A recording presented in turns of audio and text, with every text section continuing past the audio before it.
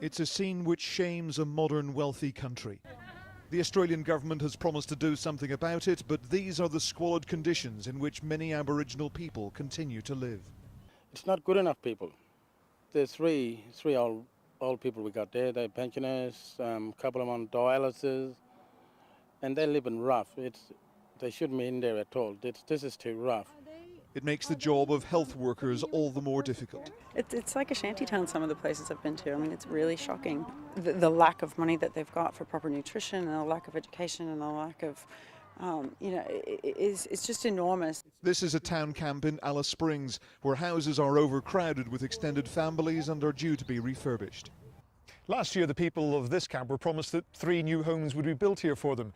Today, officials came along to break the news that there was no longer any money available and they'd have to go without.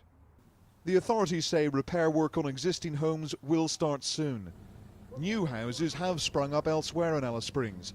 These are the sort of improvements which will be praised by the Prime Minister Julia Gillard when she visits the town tomorrow.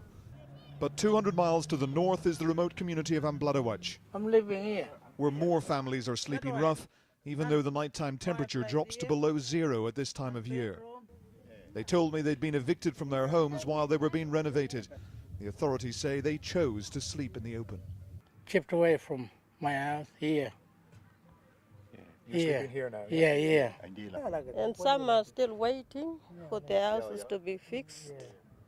So you don't know how long you will be living out like this? We don't know how long we'll be staying out here in the cold.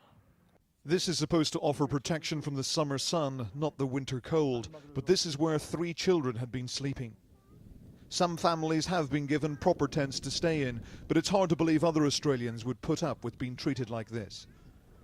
Outside contractors do the renovations, while most of the local men are unemployed, living off welfare handouts, as they have done for decades.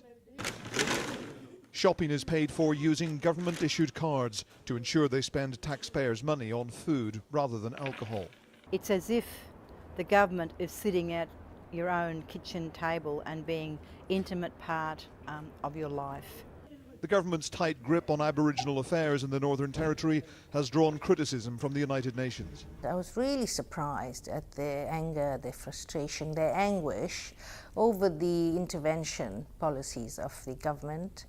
In many ways, they felt huge insults to their dignity and their right to self-determination.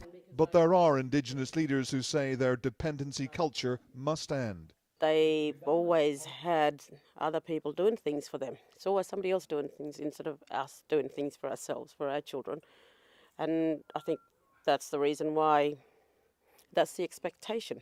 The government, which formally apologised for past wrongs against Aborigines, has also pledged a better future. The policy is called Closing the Gap. But there is such a long way to go, it's expected to take decades for the first Australians to achieve true equality. Ian Woods, Sky News, in Australia's Northern Territory.